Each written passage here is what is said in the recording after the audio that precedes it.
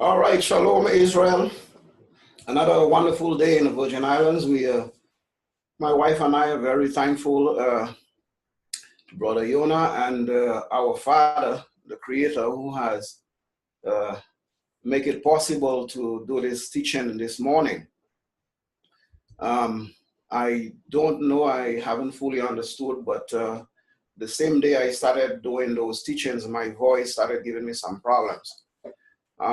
It's not a full-blown cold. But it's given me all sorts of problems. I had a little sore throat last week, and this week I'm stuffed up. So I'm gonna have to silence once in a while to try to clear the voice.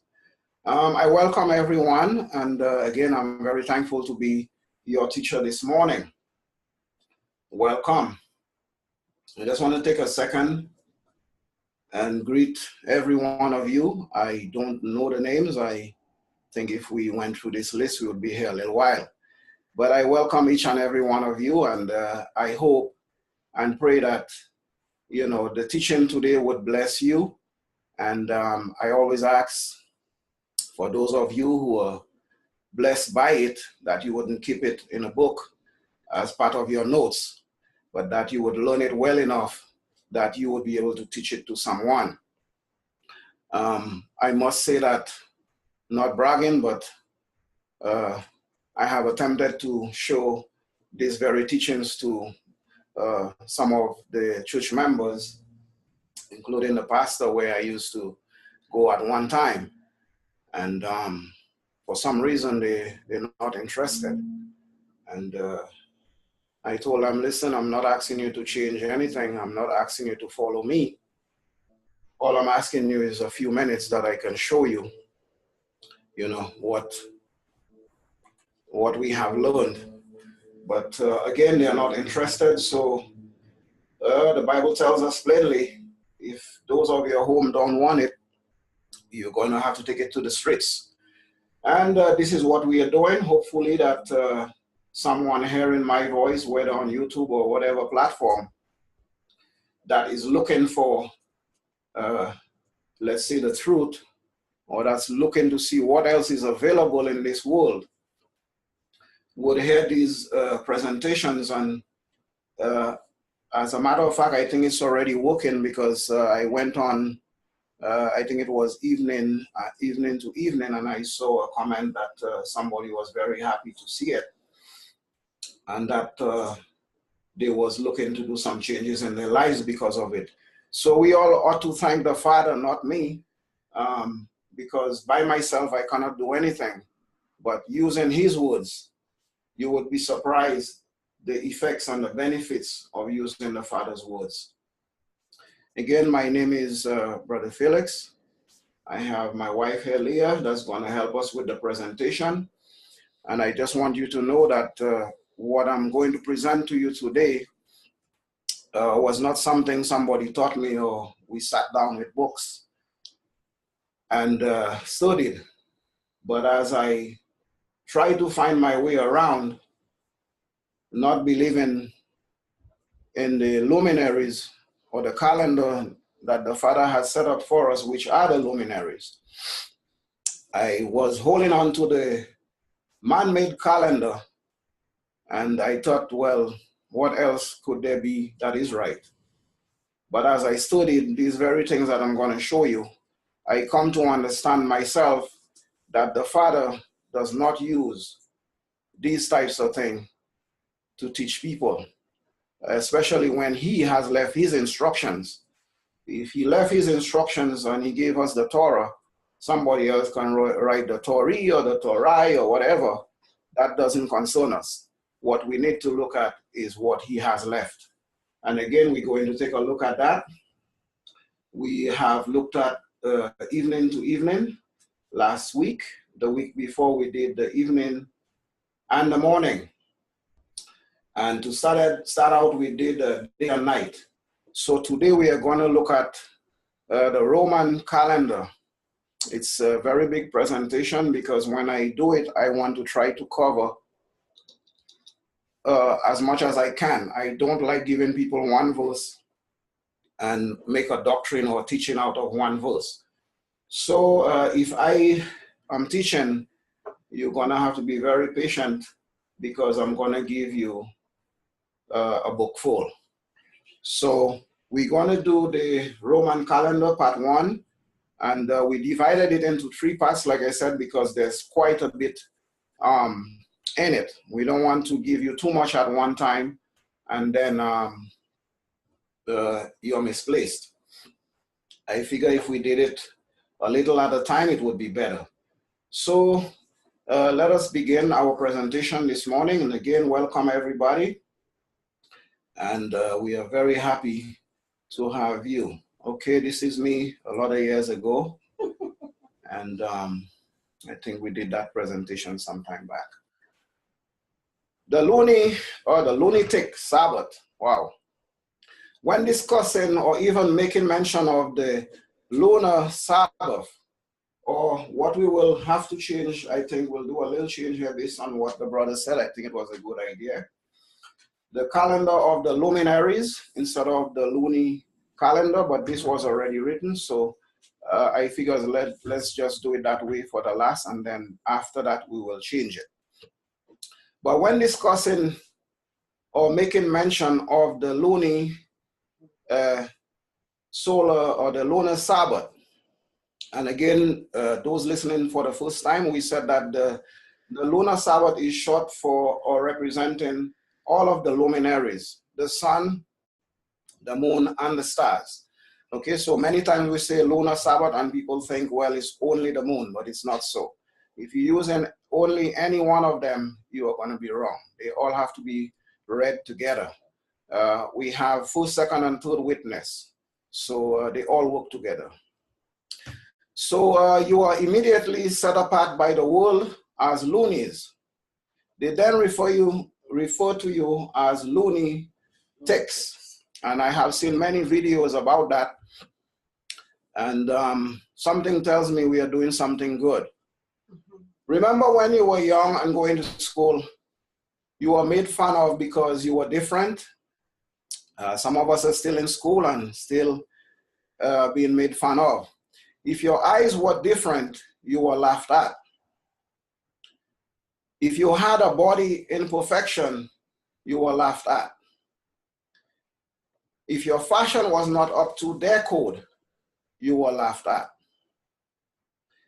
If you just didn't match up to the bully's expectation, you became his target. Well, you would think as grown-ups, the bullying would be gone or go away. But let me tell you, no. The only thing that went away is the clothes that they were wearing. Now they have changed to bigger clothes because their bodies have gotten bigger. And now the platform has even gotten bigger. We now have television, we have the internet, we have Facebook, and you can go down the line calling all the various different things. And many times I see people reading their Facebook, some are happy, but some walk away very sad because of what somebody is saying that they didn't like. Well, these platforms are now used by the bullies.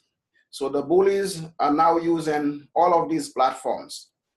You would think you couldn't find them in churches or in various religious groups, but this is where you find the holy bullies. Okay, so those in church, I call them holy bullies because they do the same exact job, except they claim to be holy. Many of us are offended by them, but we shouldn't be. Remember from the beginning, Yahuwah has set apart a people for his name. Yahuwah has dressed us and fed us differently from the heathen, and told us who we can marry and who we cannot. He has instructed us how to keep feasts unto his name. When the world is able to see and hear the difference in us, they will automatically separate themselves from us. Most cases, people think we have to separate ourselves from them, but believe me, when they see who you are, they see your head covered, and they see, you know, the ways of life is different, the way you speak, and all these things, immediately they're going to move themselves from you. They don't want to be caught up with us. Count this as a blessing and not a curse. Our Bible tells us that we should expect this treatment from the world. If we look at Matthew 5, verse 11 to 16, it tells us that. Be ready to carry this burden or this way of life we have adopted from Messiah. To many of us, it's a burden not because we don't like it, but again, our ways of life has been changed by him. Our fruits are different. So it turns out to be a weight that we need to carry again because the world is not with us. I just saw a note from one of the brothers that he has to be in the plantation today. And I mean, it is sad, but what can we do? We are living under their system. They call the shots. And again, we need to try our best where we are not, where we don't have to be that dependent on them. We have to be able to help ourselves in various ways that we can perform and do what the Father have asked us. Let's go to our next slide. Matthew 10, verse 38 says,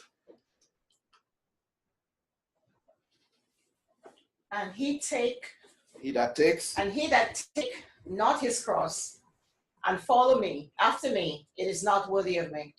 Okay, so here you are. If you are not worthy to take up the burden, this way of life, the Messiah is saying that you are not worthy of him. So again, it is not an easy way. We are going to be hurt all the way.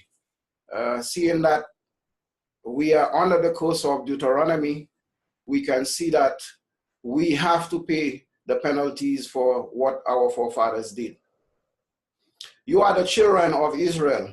He has scattered us among the heathen and has sent his son to redeem us and is now regathering his people. He has gone to prepare a place for us that he might receive us unto himself. And that's found in John 14, verse 1 to 3.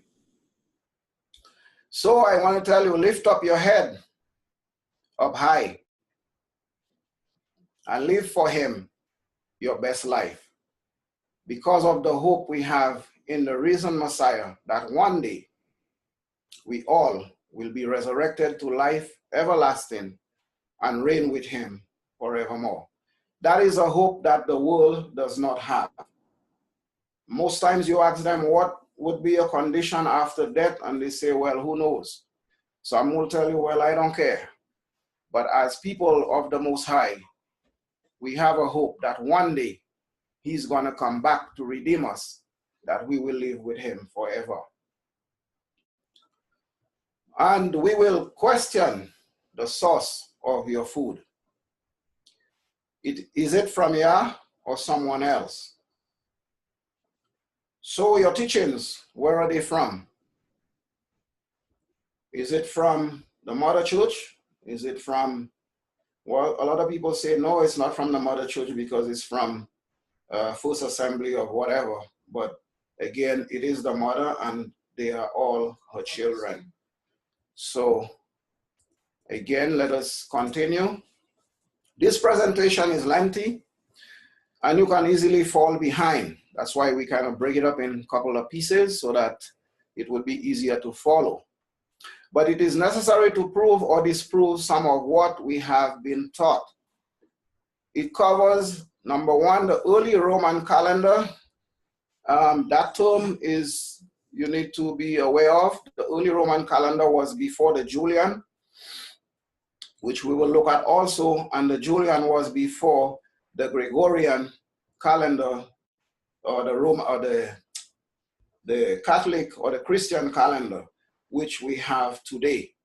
Okay, so we're going to look at all three of them. We're not going to do it all at once, but we'll look at them one at a time and see what we can learn from each one. This presentation is different than the previous two in that it is more historical than biblical.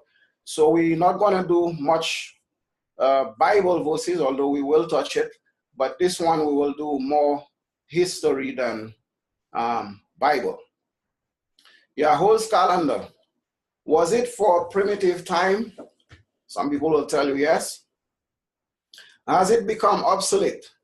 Some will say yes. Or outdated, okay, obsolete, outdated, yes. Some will tell you yes. Or should these people step up to man's modern Christian calendar? And again, some people will tell you, yes, we need to forget about these things from ages ago and let's use what we have today. Can we use it? Can we use it to calculate feasts or Sabbaths? How about history or prophecy? The answer is no. You cannot use a new calendar or today's calendar to calculate the things of the past. And this is why we have so much problems, because everybody's trying to apply today's calendar.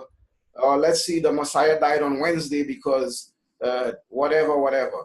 So these things are not going to work because you are using the wrong formula. I think all of us had math, and they show you every formula for whatever you're going to do. If you use the wrong formula, don't matter how hard you try, your equation is going to be off balance. Most believe that Yahuwah had a second calendar driven by the sun.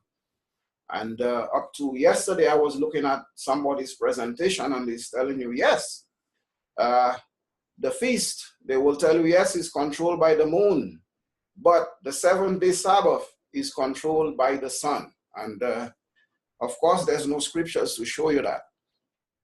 Based on its structure, you are bound to fail because this calendar wasn't available till 1582 and 1752 AD in the United States. So before 1752, there was no Roman calendar. And a lot of people doesn't know that because, again, I look at a presentation some time ago by a very large group, and they was trying to prove to you that Messiah had this calendar around at the time of his existence. That was not so, okay? The Messiah was born way before 1752.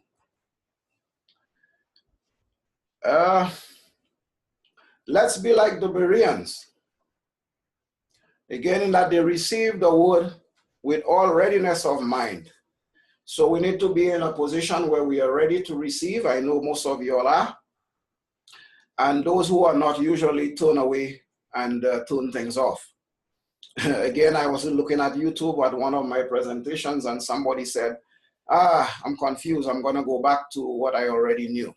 Okay, so he wasn't ready. His mind wasn't ready to receive. He wasn't ready to search. So what can I say?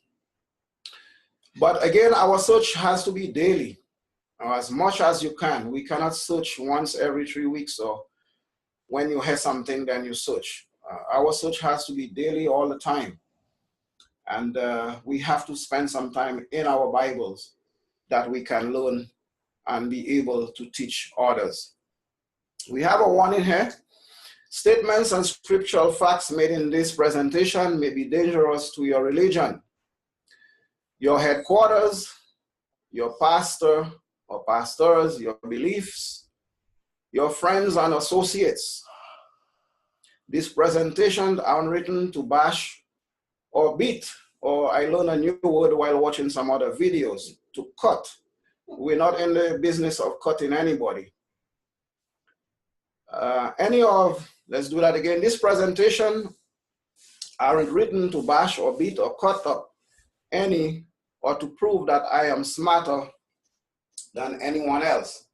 Instead, it was written so that you can take a hard look at yourself and make the necessary changes to line up yourself with the word of Yahuwah and to put you back on course for the Messiah and save yourselves from this destructive world of blind leaders. Okay, so the presentation is here to help you find yourself. When Brother Felix showed you something, it's up to you to look at it. I have always said, I'm not asking anybody to take anything or everything that I say. First of all, you ought to prove what I'm saying, look at it and see if it makes any sense. Usually we give you 3 or 4 verses that you can compare to what I'm saying. And we hope that is what we all are doing. Now, this presentation, we saying earlier that you're going to have a little problem with not just the presentation, but the way that you live on the whole. As we mentioned earlier, if you believe in the luminaries, for some reason people feel that you're a fool or you don't understand what's going on or some kind of something. So again, as you start practicing these things, you are going to be isolated. I saw another presentation where somebody was teaching to stay away from the lunar Sabbath. Whatever you do, stay away from this thing. And he went on to say that his daughter was showing some interest in it, and he had to put some sense into her. And sometimes I look at that and I say, wow, it's amazing that we have gallons and gallons of water, but we're not drinking it because somebody else is guarding it. So again, if people are saying all these types of stuff about it, that should give you a reason to take a closer look. The warning continues. Please don't take offense. Many are many are blind, not because they choose to be. We didn't choose, to be blind. Many of us were raised up in certain societies, parents or whatever, schools, and this is what they taught us. And we being nice people, we felt, well, why would they show us something that was wrong? Okay, so some are blind because of what they were taught. Okay. They accepted it and refused to study the word for themselves and prove all things. That is very important. If you're going to accept anything, you need to study for yourself. Even what you was given, although what you were given looks like gold, sometimes when you take a closer look, you'll find out there's a term, fool's gold. You may not have the right thing. And again, many people might say, well, I am the one who has the fool's gold. But that's fine, because we can prove, we can put our gold on the scale and prove per pound and size what it is. We can put our gold in the fire and see what happens. Can you do the same with yours? Don't continue to follow men just because they are leaders, but instead take up your cross, which is the same burden we said earlier, the way of life living with the Messiah, especially when you put in the luminaries in that mix. You're out for a lot of trouble. You're going to lose some friends. You're going to lose some neighbors. You're going to lose mommy. You're going to lose daddy. But that doesn't mean you are doing something wrong. You ought to stand by yourself. Now, let me just say, some people are affected with this a little more than they need to. And let me tell you why. When you choose your husband or your wife or your friend or whatever you choose in life, it doesn't matter what mom say, it doesn't matter what dad say, it doesn't matter what the school says. This is who you love and this is what you're going to do, right? So in the same thing, when you decide this is the way you want to live your life, you believe the luminaries are there for a reason and you want to use it, regardless of who says, you gotta hold on to what you believe. You cannot believe it's brown and then when somebody says something, you believe it's blue. That's not good. You gotta be of a strong mind. You gotta know what you want and go for it. Okay? We're saying again, let's take it back up. Let's start up again. Don't continue to follow men just because they are leaders, but instead take up your cross and follow Yeshua, the Messiah. Because at the end of this journey, you will have to give an account to Yahuwah why you followed man instead of his words, or instead of the pattern that Messiah had left for us. Does Elohim have a calendar? Most Bible believers have no idea that the Creator has a calendar and that he has ordained it at creation to observe his seasons or his feast. We find that in Genesis 1 verse 14. Genesis 1:14, and Elohim said, let there be lights in the firmament of heaven to divide the day from the night, and let them be for signs and for season and for days and for years. Okay, so there we are, and I always say we got to take a look at this verse very closely. He set them up for signs, not one. Many people forget about the others and they tell you, well, the moon is not important. It doesn't shine enough. Most times you cannot find it. And they make 1,000 excuses why you should not use the moon. Most people love the sun because they can see it all day. And they'll tell you, let's follow the sun. When the sun disappears at night, they are blind because there's no other way for them to know what's going on. The stars, most people don't even see them. They don't even look because it's not important. But our Bible is telling us that he put all of them there for his seasons, his signs, his feast, and so on. So it is not just one, but all of them. When asked about the Creator's calendar, most people have no idea what it is or where it comes from. Some will tell you, well, I heard somebody say specifically that this was set up by white people to lead people astray, okay? So these are the type of comments that you hear. There are few which have heard of it, but have not understood the concept of how it works, okay? So some people, though they know and heard about it, I see posts where people say, oh, I would like to know more about the luminaries. They don't know what it stands for, how to read them, what they're for, and how they should follow. I have a little note there that says this will be covered in full. It says the next presentation, but that's not going to be. But I guarantee you we will get to it. Okay, again, we try to keep everything separate. We don't want to mix them up because when you mix things up, it's very easy to get confused. So I ask you, is the Creator's calendar for today? Seeing Elohim has said that it will never pass away. Let's read Jeremiah 31, 35, and 36. Jeremiah 31, 35. Thus saith Yahuwah, which giveth the sun for the light by day, and the ordinance of the moon and the stars for the light by night, which divided the sea when the waves thereof roar. Yahuwah of hosts is his name. Okay, so there we are. We see that it is not a day thing only, where you read the day or the sun only, but it's also the moon and stars.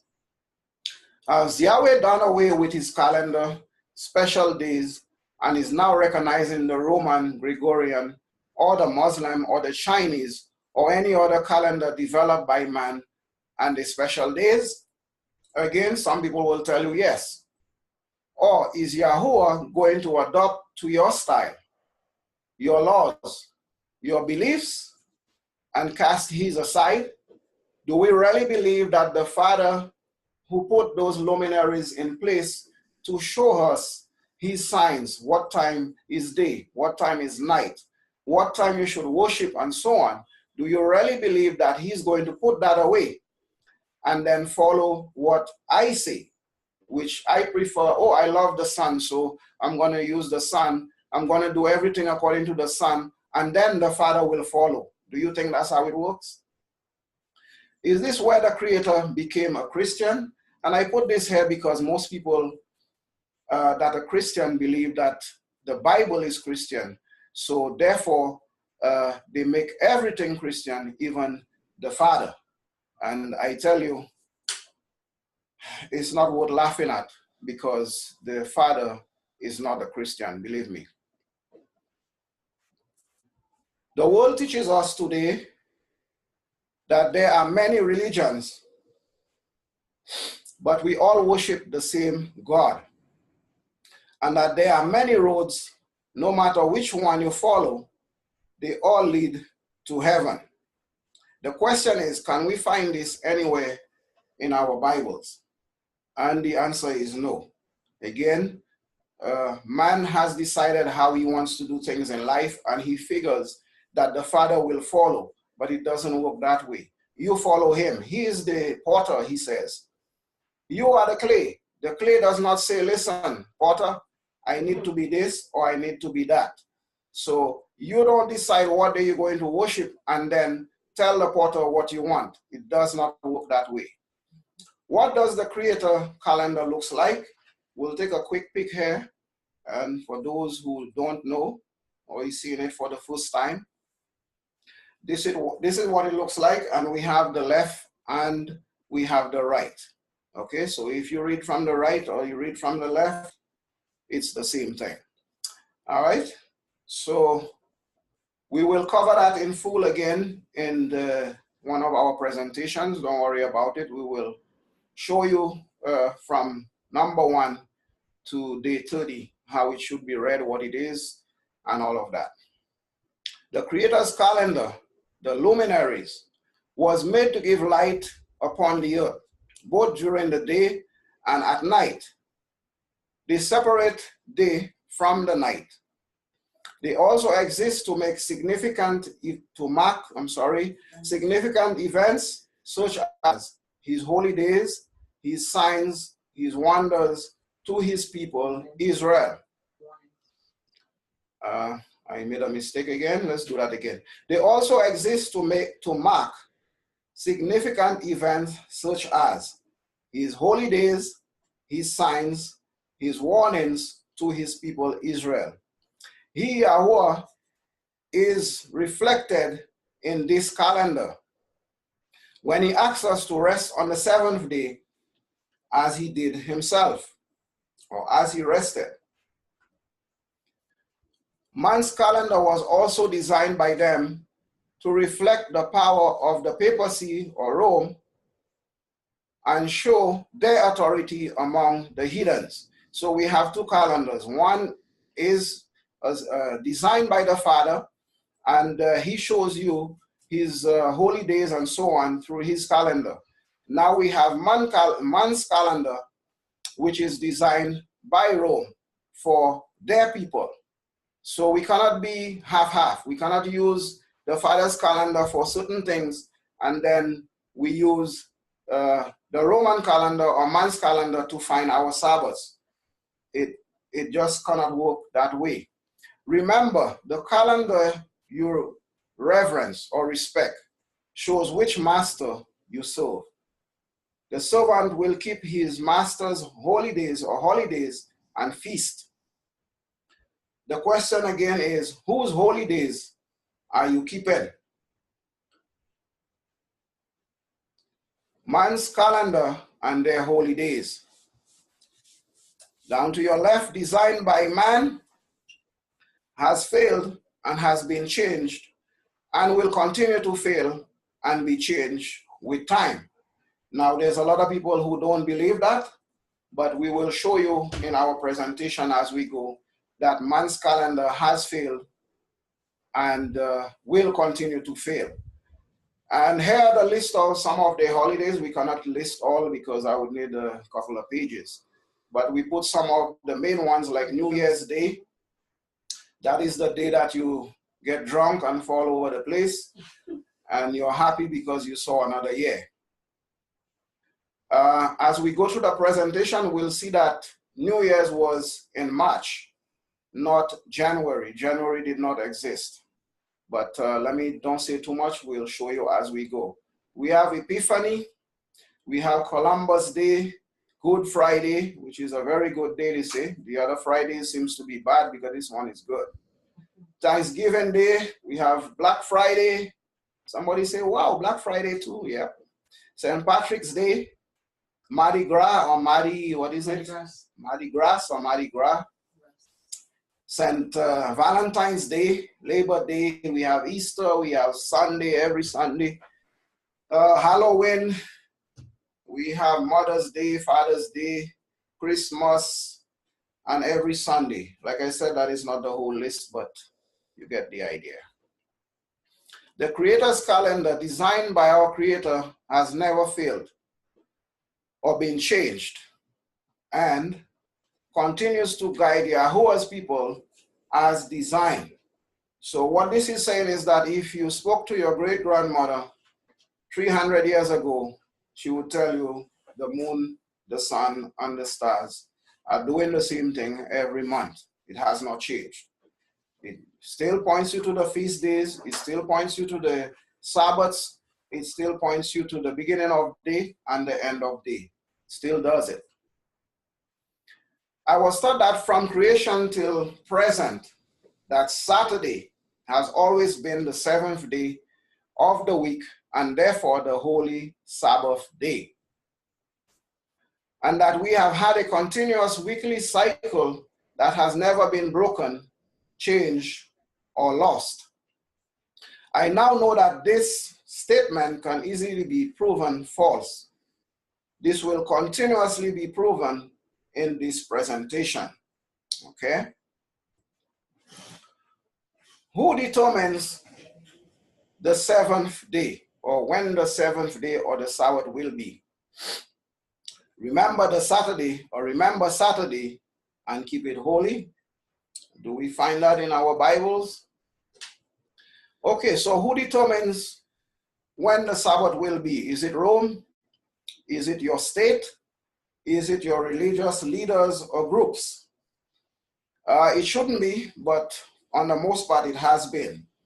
There are many groups who have sat down and decided which books of our scriptures will be given to us. They determine what the Messiah's name will be. They determine what day is the Sabbath. They determine when you die, are you going to be going to heaven? They determine, just about everything. And they teach it as a Christian doctrine. And many of us have no idea and believe that they are teaching us the Bible. Let's spend a little time with the Jews. The Jews have never lost the Sabbath. I remember I spoke to one of my previous sisters, one who taught me quite a bit in the faith. And this is the statement she gave me when I told her about the Sabbath. She said the Jews have never lost the Sabbath. But unknowing to her, she has no idea who the Jews are. When addressing the Sabbath, most people are quick to say the Jews have never lost the Sabbath. Though it might seem convenient to say this, let me point out a few things. When serving Yahuwah, never follow blindly any man, religious group, headquarters, or even your pastor. In our lifetime, we have had many examples why we should not follow any man blindly, and the word is blindly. There are people who are going to lead you to the promised land. That is why we have Paul, we have Peter, we have all the others who has given us various books. We have our Messiah, which we can follow. But the word here is blindly. Don't just follow because the group is going there. I have a sister that goes there, so let me see what's going on there. That's not good. You need to find out what's going on and see if it's within what your Bible says. And if it is, then I'm sorry, you can look. But if it does have nothing to do with the Messiah, then you would be going the other way. Number one, I have Jim Jones, perhaps the most infamous cult leader of modern America. Now, a lot of people may not know who that is, but again, you can Google and see why we have him on the list. Number two, we have David Koresh, the Branch Davidian compound. He was the leader and has caused a lot of people to lose their lives. You have Marshall Applewhite. Remember Hale Bopp, the Comet? I think he was one of the leaders that made people drink poison and expecting to escape to, what was it, a ship? what's the right word? A UFO or something like that, of that sort, that would take them away into heaven somewhere. So all these people lose their life. We have Jose Luis de Jesus, the 666 man, I call him. He claimed to be both the return phase of Jesus Christ, his words, and the Antichrist. How that works, I'm not sure. I'm not interested either. So I think his daughter now is the one who's leading that group, and all its members have 666 written on their bodies, multiple places. Think again. Can you tell me why to this day that the Jews, the people that is called the Jews, are not observing his new moons, the Father's new moons? Why are they not observing it? It is written that Yahuwah would cause Israel, that is us, to forget his Sabbaths, his feast days, and his new moons. Again, people will tell you, yes, it's good to keep the Sabbath, it's good to keep the feast, but they forget this part, or for some reason, they are not able to focus on these two words, new moon. They don't want to have anything to do with that. If you forget Yahuwah's calendar, then everything is lost. Your feast and your holy days, your Sabbaths, and your beginning of months will all be wrong. We have showed you this in previous teaching, and we'll continue to show you why this is. Think again. Can you claim that the Jews, are worthy to follow, or to follow after, actually? So tell me, why aren't you keeping Passover and the rest of the feasts like they are? Why don't you use his holy, forbidden name instead of the Roman Catholic name, Jesus? Why do you drive to church on Saturday while the Jews walk? Do you realize that they are still waiting for the Messiah's first coming? Should you really follow those who have yet to believe and accept Yeshua as Messiah? So the question is now, why only the Sabbath?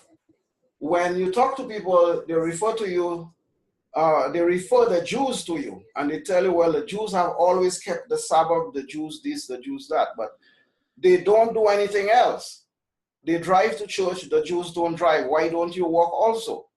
I mean, if you follow in the Jews, you follow the Jews. But if you follow in the scriptures, you cannot follow the scriptures and then quote the Jews.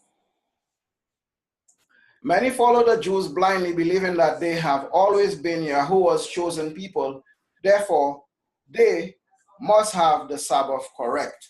And yes, there's a lot of people led astray by this because they will not study the Bible, not realizing that the so-called Jews are not Hebrews. Let's say that they were the true people. After looking at the sinful lifestyle today, what did the Father promise would befall a disobedient people, or Israel?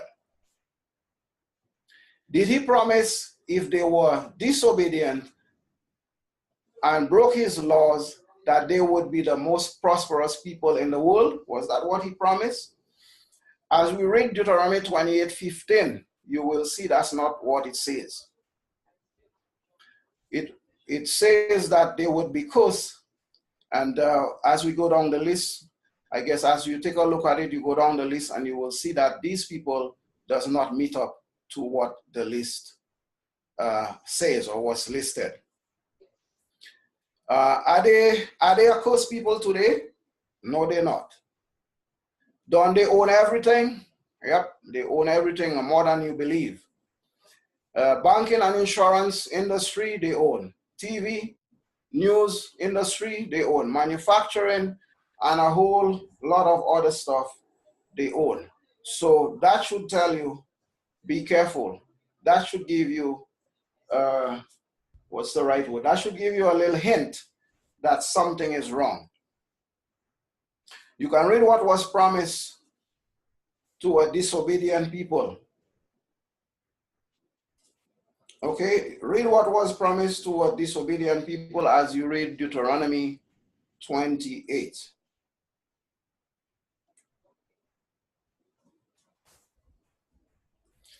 So Hosea 2:11 is true prophecy saying that we don't even know who we are. We have forgotten his Sabbaths, we have forgotten his feast days, and we have forgotten his new moons. And are now looking to a Gentile calendar for direction instead of looking to our Creator. So as we begin to wake up as Israel, we are beginning to keep the Father's Sabbaths, some on the wrong day, but we are trying. Some are keeping feast again, but they cross out the new moons. They don't want to have anything to do with that. And that by itself should give us or urge us to ask ourselves the question, why would we do the others but cross out the new moon? Okay, so that we need to think of. Yeshua didn't approve of their ways, that is the Jews, 200 years ago. They opposed him every step of the way. They wanted to kill him, and he warned in Mark 7, verse 8, for laying aside the commandments of Yahuwah, you hold the tradition of men. Notice the Greek word paradosis used here can also be translated ordinances, precepts, or laws, rather than tradition. So you can read this by ejecting these new words. For laying aside the commandments of men, you hold the ordinances or the precepts or the laws of man. And when he said that, they didn't like it. So believe me, brethren, when we say that today, you're going to get the same effect. They're going to try to get rid of you the same way, because you are telling them when you keep man's calendar, you are keeping man's law, you are keeping man's precepts, and you are keeping man's ordinances. They don't like that. Saturday's Sabbath. Saturday is not the Bible or biblical Sabbath day. It never was, it never will be. Using the Gregorian Christian calendar, the Saturday Sabbath will always conflict with the feast of Yahuwah. We showed you earlier how they conflict, and we'll continue to show you how they conflict. So it is, we can see there is something wrong. If we try to squeeze in the Christian calendar or the man-made calendar to keep the Father's feast, everything will be wrong. Why would Yahuwah give his people a Sabbath day that has to be broken to observe his feast? Okay, some feasts fall on, well, let's do it when we get there. But again, the feast will fall in conflict with other feasts as they are kept according to the Gregorian calendar. It says we will prove this later. A calendar based on the luminaries, you must be crazy. And this is the things people will tell you. Have you ever thought about asking the Jews for their proof?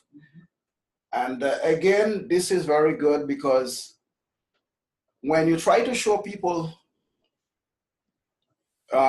things written in our Bible, they are quick to tell you to prove it. They want proof. They want you to ask, they ask you for proof, which is good.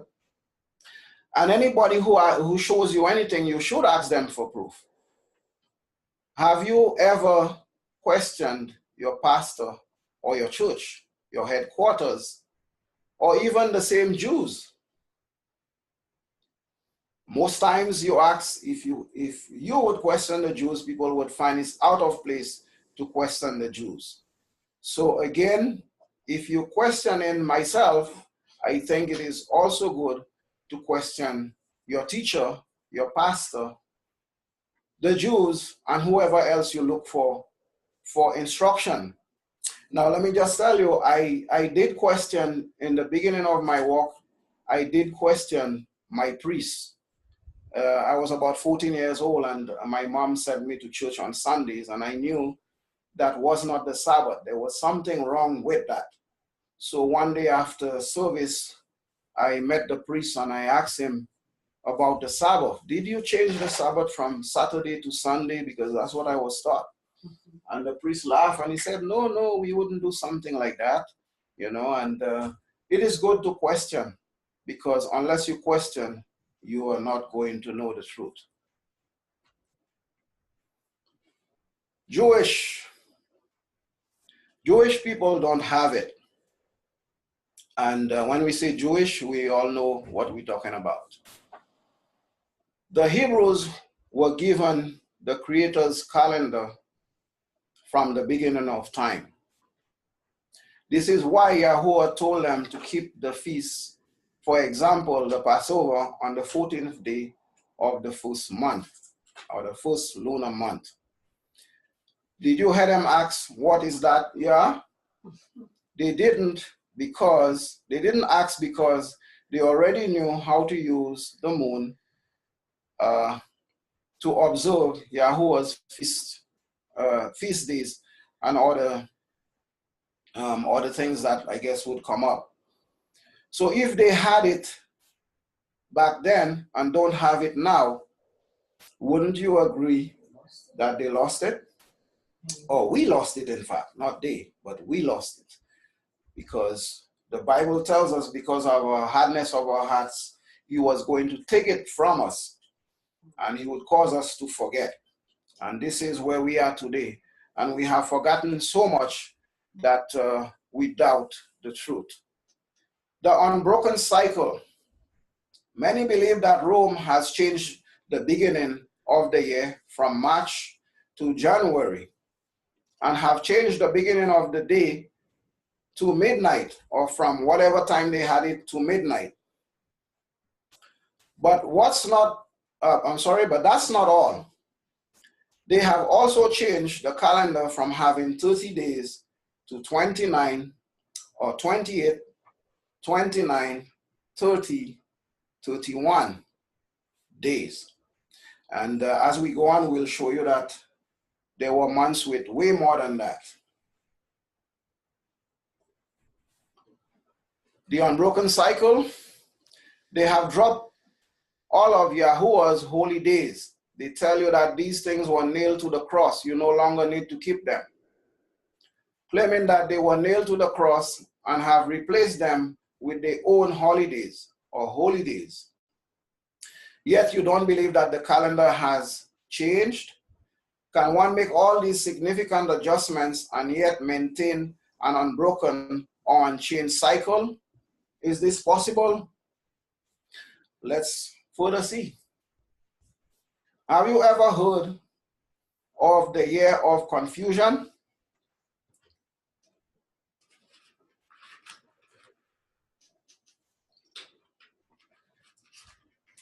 The year of confusion, I think most people never heard of it. Let's look at it and see what it is. Go ahead. The year of confusion was put into effect by Julius Caesar. His goal was not to create confusion, but to end the confusion that existed. Okay, hold a second there. So there we see there was some, when we're talking about this confusion, we are talking about the calendar system. That's what we're dealing with. So he's saying that there was confusion. Now, Caesar is going to fix the confusion. Okay, let's go ahead. Now, if Julius Caesar was confused then, do you think with all these changes he made to the calendar, plus those made after him, one day can tell certain that one today can tell for certain that they know for sure that Saturday has always been the seventh day of the week? Okay, so What we are saying here is that there was a confusion when Julius Caesar took position or office. So he is going to clean up the confusion that there was. We're going to see what the confusion is. But I just want you to keep in mind that he met confusion, and he was going to fix the confusion.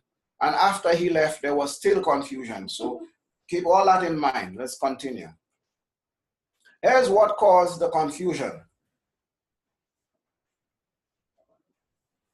The early Roman calendar, when he took office, that's what was in place. The calendar started the year with March, or Matthias,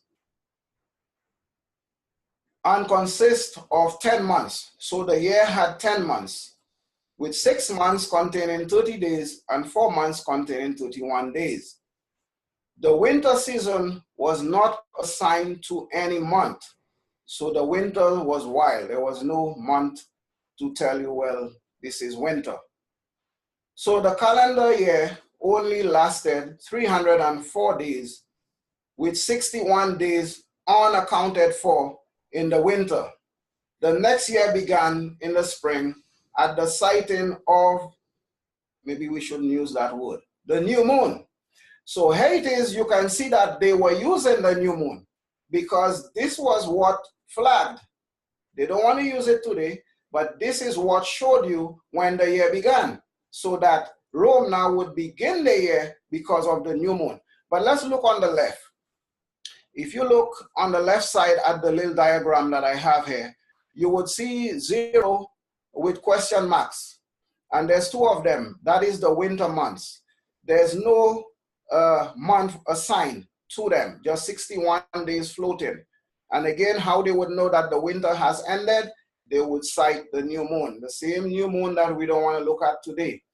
The first month was March, or Matthias. Then we had Aprilus, which was April, Maius, Lunius. You can always use your pointer, Brother Felix. Oh, I'm sorry. Yeah. I always forget to. There you go. There you go. All right, here we are. Sextius, which is the 7th, September, Septembrius, Octobrius, Novembrius, and then we had Decembrius. And the year was finished.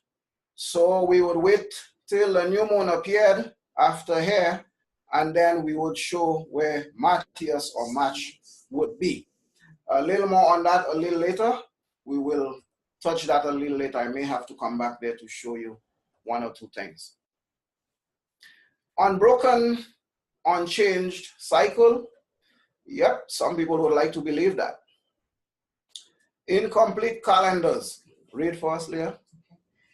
Calendars may be either complete or incomplete. Mm-hmm. Complete calendars provide a way of naming each consecutive day, while incomplete calendars do not. The early Roman calendar, which had no way of designing the days of the winter, designating the days of the winter months, other than to lump them together as winter, is an example of an incomplete calendar, while the Gregorian calendar is an example of a complete calendar. Okay, so we have 2 calendar structures, and it's telling us that the one I just showed you, because it was not continuous, it has a big space between, for the winter months, it was not continuous, so it was incomplete. But the complete one was the one that Caesar put together for us, and they fill in the blank, let's say. So therefore, it is a complete calendar. Okay, we're still under unbroken, unchanged cycle, incomplete calendars. Do you realize that no one knows or knew what day it was during the winter season? Wow. So if you were born during the winter, there was no way to say, well, April was born in March, or I'm sorry, not March, but January or February, or even past of March. So I guess you had no birthday, or you could just say I was born sometime in the winter. If the Roman Empire didn't know what day it was, how did they keep an unbroken or Unbroken, unchanged. unchanged? I'm sorry, let's do that again. If the Roman Empire didn't know what day it was, how did they keep an unbroken or unchanged cycle? How was Saturday preserved? That is a question for all of us. If the government doesn't know what day it is, how would you know? I guess those who followed the lunar Sabbath knew exactly what day it was or what time of the year. Sabbath day, the first day of an 8-day week. Wait, Leah. Days. The days were marked with letters in a cycle of A, B, C, D, E, F, G, H to mark an 8-day week. Day 1 was designated to be an anniversary of the temple, thought of as the birthday of a deity.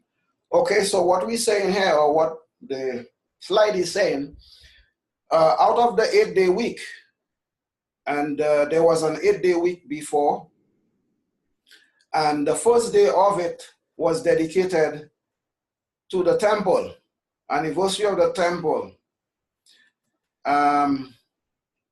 thought of as the birthday of a deity or a god. Okay, so the first day was designated as the birthday of a god, basically. Let's see what else happened on that first day. Okay, on our right. On A, remember that the calendar did not have 1, 2, 3, 4. That calendar we are talking about had A through H, 8 days. On day A, which was the first day, Dias religios.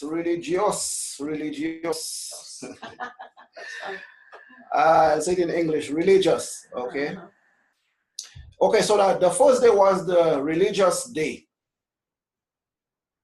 Individuals were not to undertake any new activities on that day, nor do anything other than tend to their most basic necessities, okay? So that was their Sabbath. It may not have been as the Sabbath we observe from our Father, but they had their ways of keeping their Sabbath. Holidays became less important, and the birthdays and anniversaries of the emperor and their family gained prominence as Roman holidays. Okay, so what they are saying here is that the holidays was basically for the emperors and their families. So they were people who partied and partied and partied. Please notice that there was no Saturday or Sunday on this calendar, okay? So keeping it together would be a real job. Name value placement for the months. You can see the proof of that by looking at those months which still hold their numerical name values. Like September, September Septimo 7 was the 7th month, but today it is no longer so, it is the 9th month. October, which is octi, like octagon or octopus, which is 8, used to be the 8th month, but today it is the 10th. November used to be 9, but today it is the 11th month. And December, DEC, in Latin means 10, used to be the 10th month. Now it is 12. Have we ever asked ourselves why that is? The reason why we said was there was no months in the winter. January and February was added around 700 BCE to this calendar, pushing these months out of their name values, okay? So when they added January and February to the calendar, it moved the previous ones up, Okay, so September is no longer 7, it is 9 and so on. So we will look at that again and we will see how that came into play. Here's what caused the confusion. Remember we said Caesar came in and there was a bunch of confusion and he was going to fix that up. So before Caesar's time, the Roman often added or removed days from their calendar without any scientific reason. It's my birthday, let's add a day. And whatever. It's my wife's birthday, let's add 2 days. Okay, so that was the kind of thing. There was no scientific reason for adding. The question is, loved ones, where is Saturday in all of this? Okay, so as we add, or as they added days to the calendar and had a good time, was Saturday still preserved? We will see. Caesar wanted to reform the Roman calendar, but there was a problem.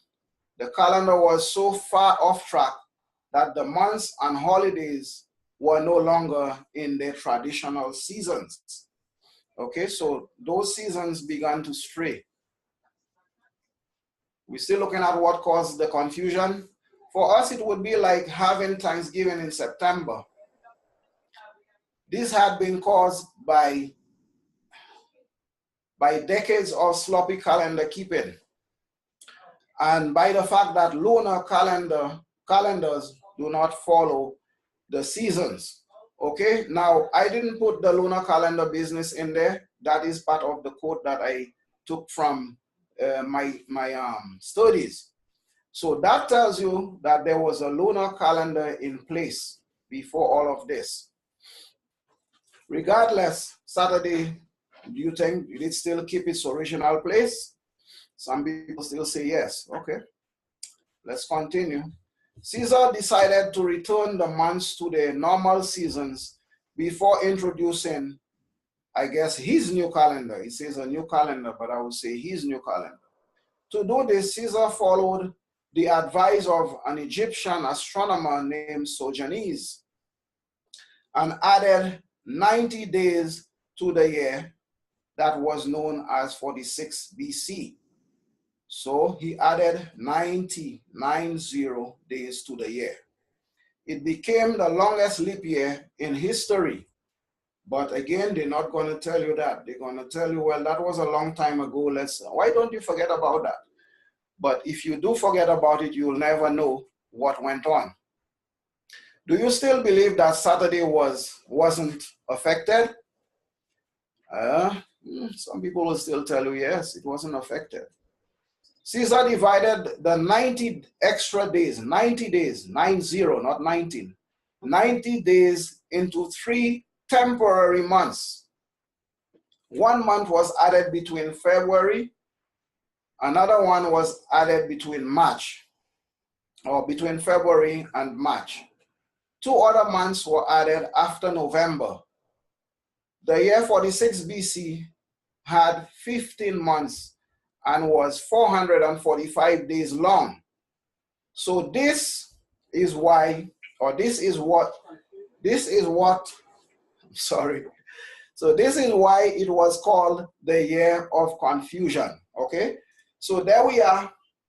I'll bet most of us never heard of that because they want to keep us out of the confusion. But in order to know where you stand and where you are and where Saturday is in all of this, you must be able to understand that. Again, can anyone in their right mind tell me that with all these changes, that Saturday remained perfectly in its 7th-day position? Hang on. I'll show you many more reasons why it didn't or why it couldn't. Okay, there we have a little calendar system on the screen, and to keep up with your days, you would have to put little pegs in the center would be a month. You could see Aquarius and Pisces, and oh, let me point. In the middle here, you'll see the bull. I think that's Taurus. I'm not too versed in this. I know the 2 fishes is Pisces, and so on. And you would put your peg over here to show you what month you were in. And then over here, I believe that is the days. And over here on your left would be, what is this? The day of the month or something. And, oh, I'm sorry, I think this would be the month, and on your left would be the days, okay? So the year would be in the middle. There's a pin in the middle. And as you go through the year, I guess you would move your pin from one place to the next as the month goes by, and so on. I'm not sure. But if you read up on it, it will tell you exactly how it was done.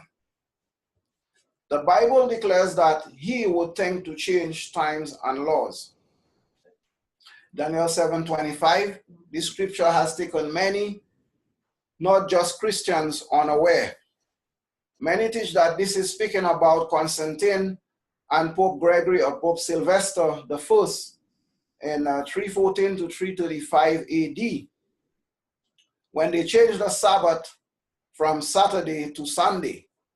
We know that in the year 321 AD, Constantine decreed on the venerable day of the sun, which is Sunday, let the magistrates, the people residing in cities rest. Okay, they made it an official rest day. And let all the workshops be closed. I think in New Jersey and some places, there's still the commerce. I think certain things cannot be sold. I think just food, at least when I used to live there. You could only buy food and so on. The clothing and the rum shops and this stuff would be closed. Changes to times and laws. It should be noted that in doing this, Constantine is not changing the Sabbath from one day to another. He's merely making Sunday the official day of rest for the Roman Empire, not the whole world. This false argument originated with the Seventh-day Adventist inspired prophetess Ellen G. White. Again, I quoted from her book. It's there, the early writing of Ellen G. White. You can Google that. It is free. You don't have to pay for it. On page 33 is where you would find that quotation. Again, on page 65 of the same book, Miss White says, the Pope has changed the day of rest from the seventh to the first day, for he was to change times and laws. That is what she said, but I don't agree with that. But I'll tell you why. Can anyone change Yahuwah's heavenly calendar, his times and laws? No, they can't. Read, Leah. While many believe her claim that she received this information in a vision from God, and knowing that God can't provide false information, they follow. I have yet to see the name of such pope or the date that this transaction took place anywhere, since most believe that today's Jews are Yahuwah's original people and they keep a Saturday Sabbath. Keep a Saturday Sabbath. When statements like the Pope changed the Sabbath to Sunday is used, this leads one to believe that the Sabbath was changed from Saturday to Sunday. Sun worship and Sunday worship predates Constantine's decree. The question we should address is, at the time in question, did the Rome Empire observe Saturday as Sabbath and then change to Sunday? The answer is no. The scripture states that they would think to change times and laws. If they could change Yahuwah's ordinance, they would. His people, however, who know his ordinance will always keep his laws. Amen. And I just want to show you this. She states that this is what the prophecy says, that they would change times and law. But my Bible says they would think. If I think I have $1 million, I really don't believe I have it. So think does not mean this is what happened. It says they would think to change. But where it is, they cannot change it. But remember, the calendar that they're playing around belongs to them. They can change it at any time they want, because it is theirs. I have seen Catholic priests aligned with the Seventh-day Adventists and others who are now coming out saying that, yes, we, the Roman Catholic Church, did change the Sabbath from Saturday to Sunday. If you choose to believe this lie, you can also believe that Peter was the first Pope of Rome. You can also believe that Messiah was born on Christmas Day. Let's see why. Let us leave this subject for a little while to prove the facts. Let's take a look at something. One thing Saturday observers do not take into consideration is that the Sabbath was given to the children of Israel only, not to Rome. Exodus chapter 19, verse 20, Exodus chapter 31, verse 13, and I think other places. Why then do you teach that pagan Greco-Rome, whose religion was polytheistic, worshippers of many gods and goddesses, changed from a Saturday Sabbath to a Sunday Sabbath by decree? Are you really saying that these worshippers of the sun were observing the Hebrew Sabbath and have kept it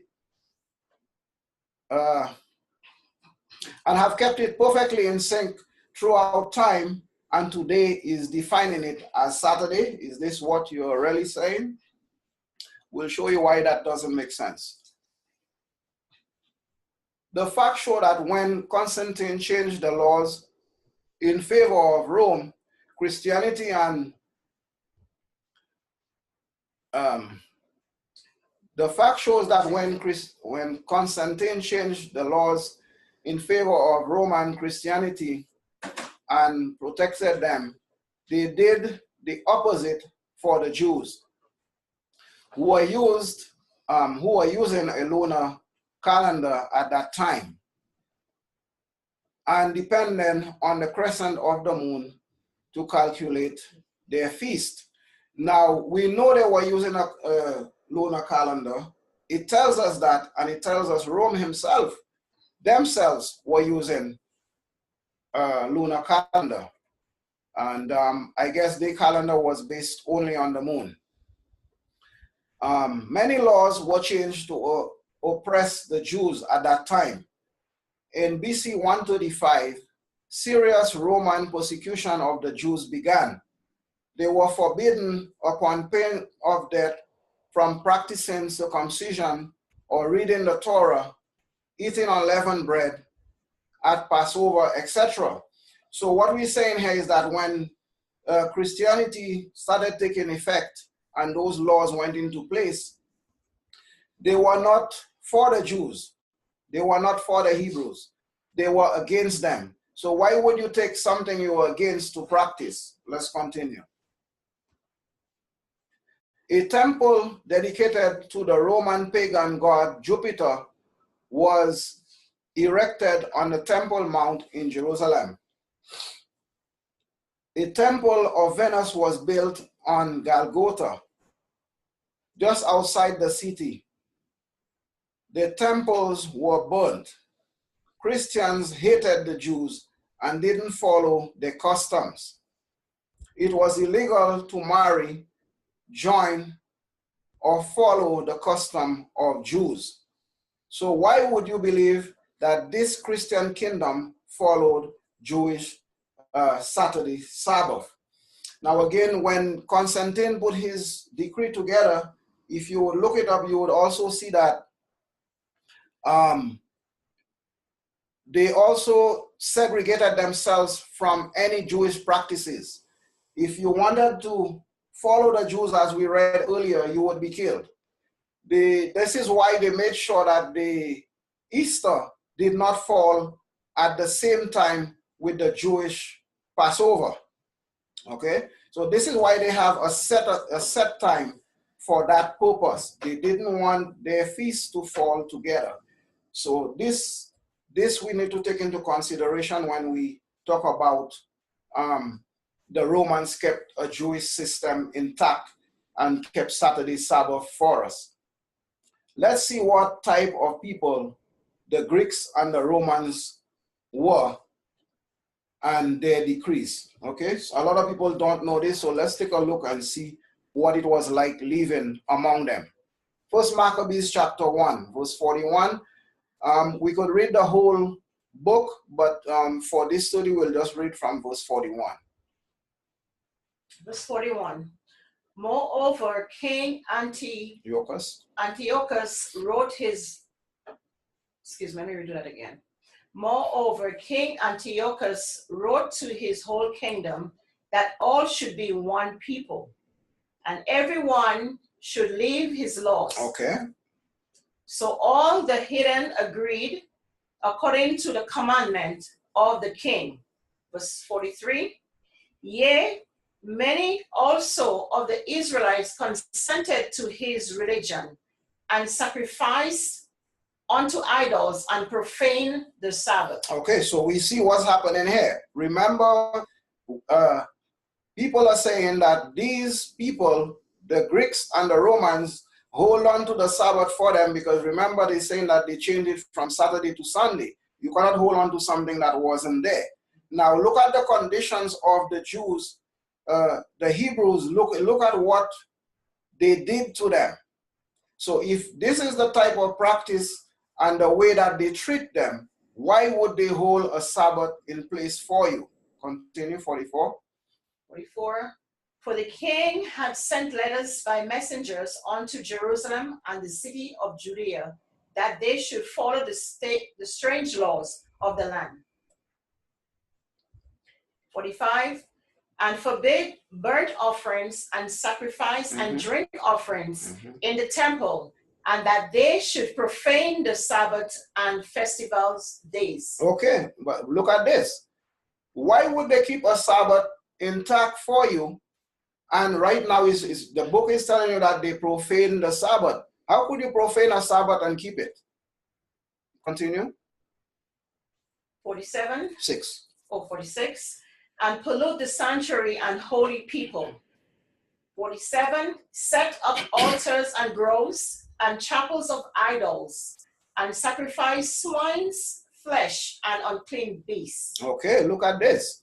I mean, they set up altars and groves, place of worship in the bush, and chapels and of idols. So we're seeing that the opposite of what they are trying to tell us. These people had no respect for the Father. Instead, they had their own things. They made their own idols. And you still see them in the churches up to today. The idols are not hidden. They are still there. Go ahead, 48. That they should also leave their children uncircumcised and make their souls abominable with all manner of uncleanness and profanation.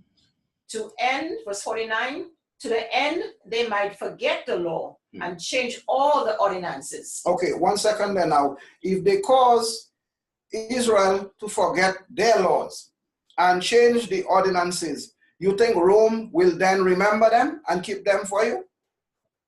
Oh, I'm sorry. Continue. 50. Verse 50. And whosoever would not do according to the commandment of the king, he said he should die. Okay, so that is your portion. I'm sorry. Let's see why this isn't true. Okay, where they are saying that Rome has kept a Sabbath for us unscathed. And we know that it has never changed from the day the Creator said, let us make man. These have never changed until today. Let's continue. 2 Maccabees chapter 6, verse 1. Verse 1 to 6. I will start from 6. Verse 6. Neither was it lawful for a man to keep Sabbath days or ancient feasts, or to profess himself at all to be a Jew. Verse 8.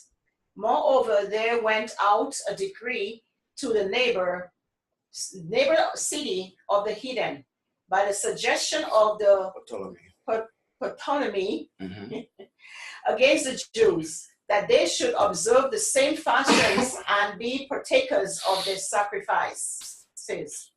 Verse 9, and whoso would not conform themselves to the manner of the Gentiles should be put to death. Then might a man have seen the present misery.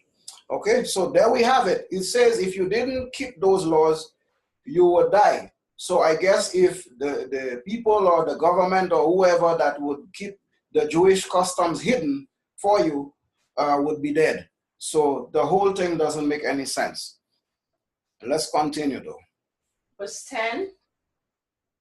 For there were 2 women brought, whom had circumcised their children, whom when they had openly led round about the city, the babes hanging at their breasts, they cast them down headlong from the wall. Go ahead. Verse 11.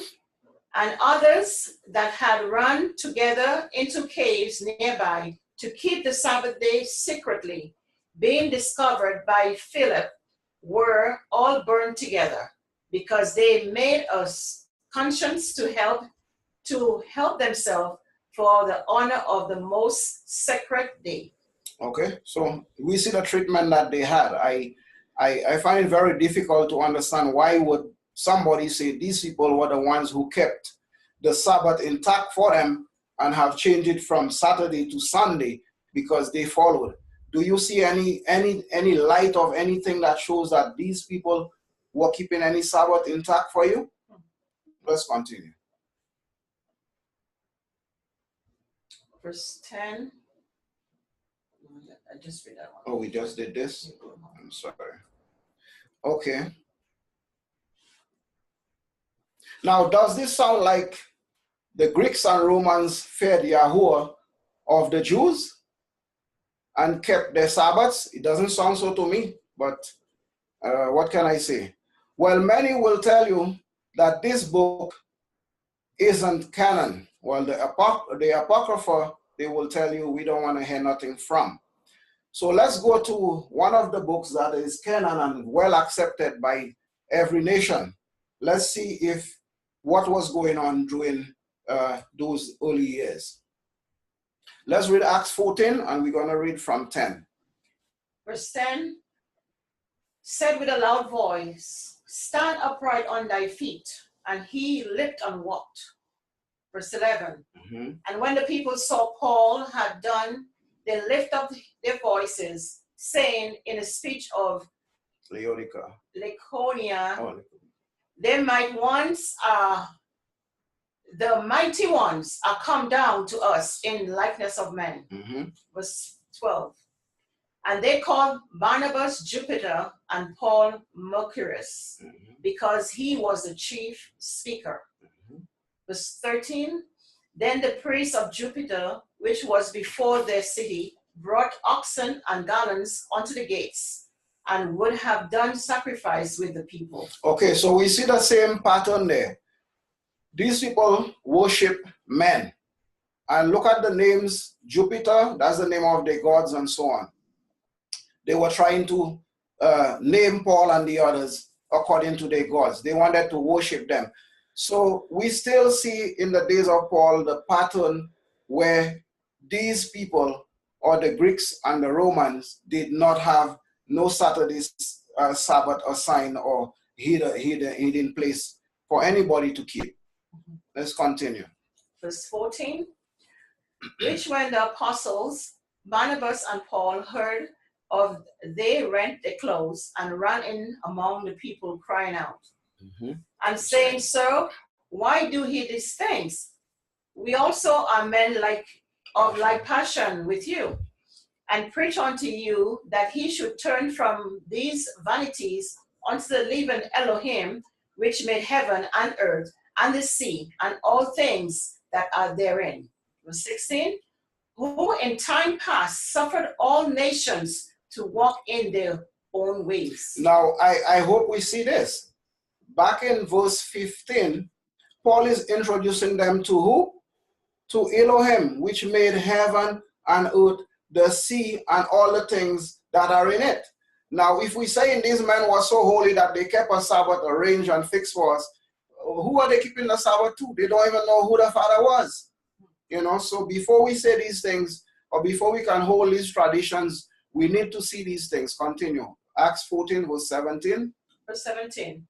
Nevertheless, he left not himself without witness, in that he did good and gave us rain from heaven and fruitful seasons, filling our hearts with food and gladness. Verse 18.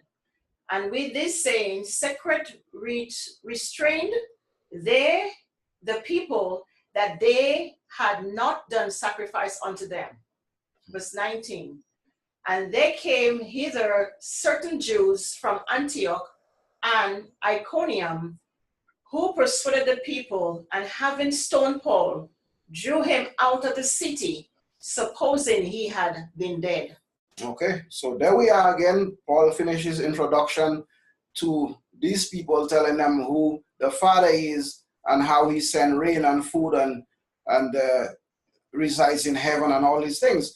Why would you introduce people that was already keeping these things to the Father and had already kept a Sabbath that the Father had given to his people? The whole thing doesn't make any sense. Greeks and Romans. Are these people, are those the people who have saved your 7-day or your Saturday Sabbath? Have they saved a continuous weekly cycle that has never been broken, changed, or lost? I don't think so. Let's continue. Yahuwah or gods. It is clear that the Greek and Romans didn't worship and adore Yahuwah of Israel. They were worshippers of idols and of men like themselves, who they name everything, including the months of the year and the days after. As you can see from the pendants up here, these are the different gods that they name: Januarius, Februarius, and so on, after their gods. Okay, well, this will be the last portion, a few more pages, and this will be done. Sun worship.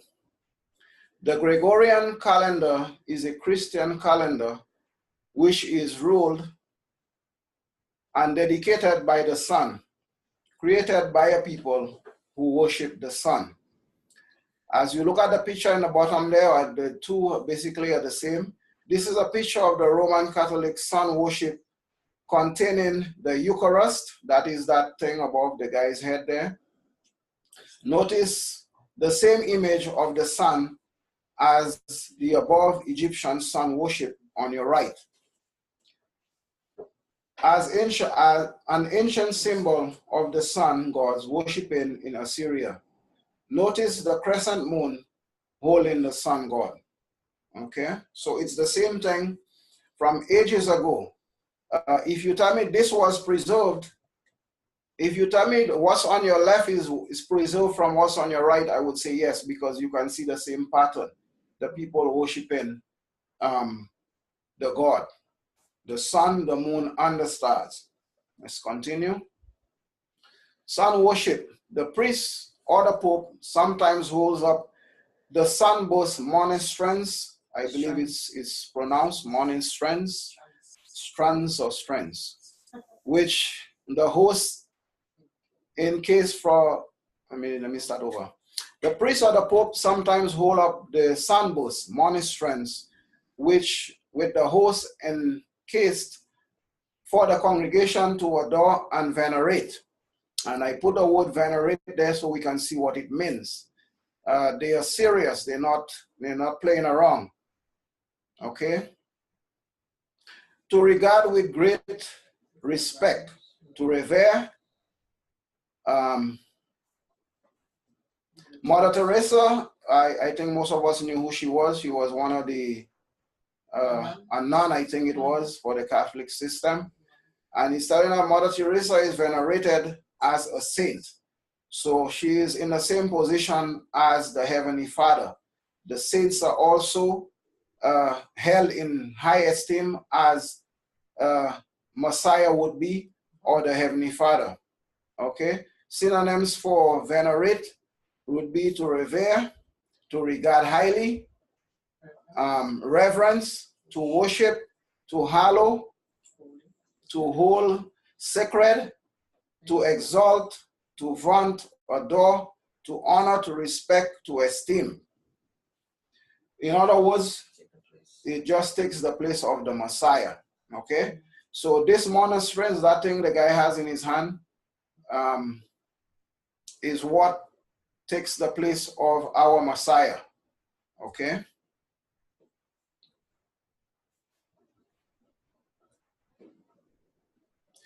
Virtually any time the monastress, which is that thing in his hand again, the pagan sun god symbol, is viewed by the congregation or the Catholic congregation, they kneel in submission.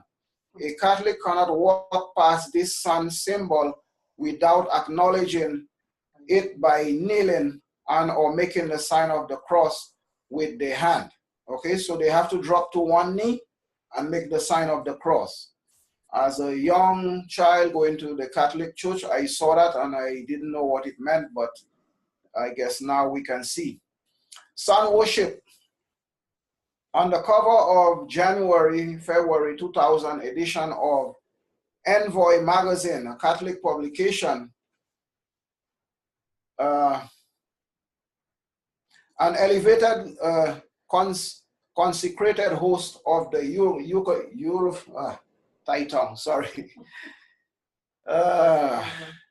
the enhanced Eucharist. The Eucharist. Okay, let's do that again. A Catholic publication, an elevated consecrated host of the Eucharist, okay, and is unmistakably depicted as the bright yellow sun disk against the background of the cloudy blue sky. So I guess what that means to them is that they have the word God there. So that means that that represents the sun. The Eucharist, the round thing here, represents the sun. And as you can see, it is giving light to the sky, according to them. Okay, so to them, that means quite a bit.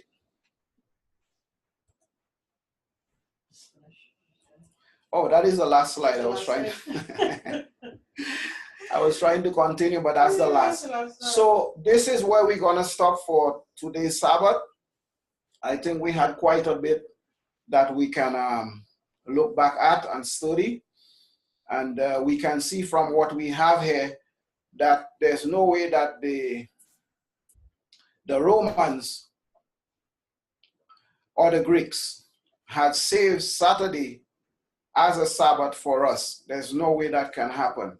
As we see the turbulence that this Saturday or the days of the week and the months and the years has been through.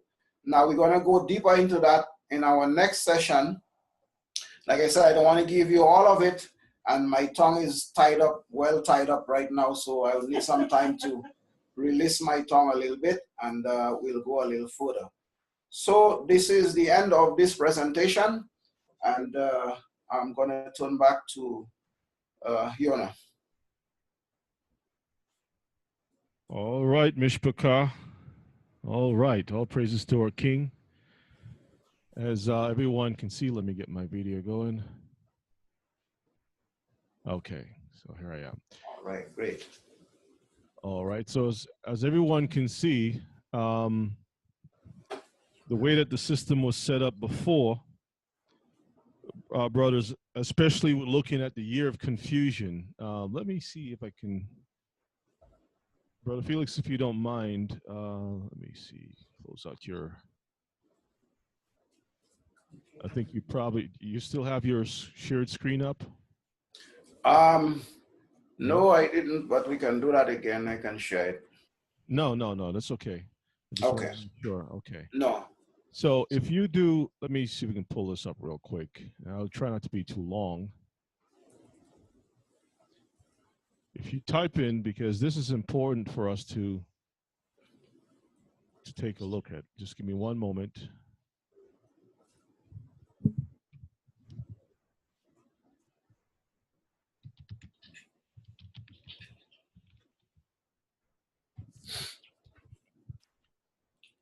Okay, so let me pull my screen up. It's over here. So everyone can see it. Just give me one moment.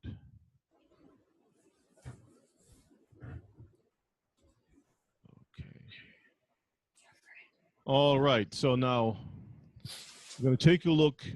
As the brother mentioned, it says the year of confusion. I just did a quick search. You can see it up on the screen. And it does speak about this Yeah. year, therefore, had 445 days. So you can see that there was problems in time past, Mishpachah. And a lot of times we don't know this information because what they like to do is press a reset, an imaginary reset button, historically speaking, and the evidence would just go right away. And from here on, we believe that it's almost like bankruptcy. They just click, file bankruptcy, and automatically all the information just disappears. But the garbage is still there, right? And that's how they operated. So we can't walk around and say, well, Saturday has always been the seventh day, and the seventh day has always been Saturday. That's very erroneous, okay?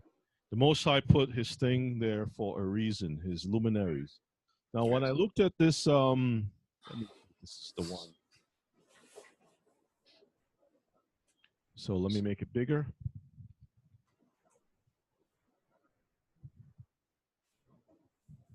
The longest year in history. There is a certain scholar, Richard Armstrong, that speaks about this huge year.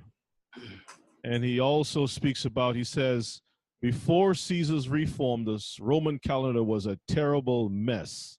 They mentioned that originally it was based on the moon, not the sun. Yep. You see? Lunar calendars take their dates from observed lunar phases, new moon to full moon, and back again. It mentions that the priests of Rome juggled a shifting 12-month calendar that ran at least 10 days behind the solar year. In theory, they would tack an additional days onto February every other year to make calendar dates coincide more with the natural season. You see that? But this meant that the priest had to pay attention. Let me read it again. This meant that the priest had to pay attention and make adjusting the calendar a serious priority. So this clearly shows, Mishpachah, that if you don't pay close attention, you're going to make a lot of mistakes. And they knew it back then, right? However, the years before Caesar's rise to power were extremely turbulent. The calendar slipped farther and farther behind amid all political turmoil. So when the politics ramped itself up, then the calendar slipped behind because you had one thing giving way to the other. Harvest festivals no longer fell at harvest time. Okay?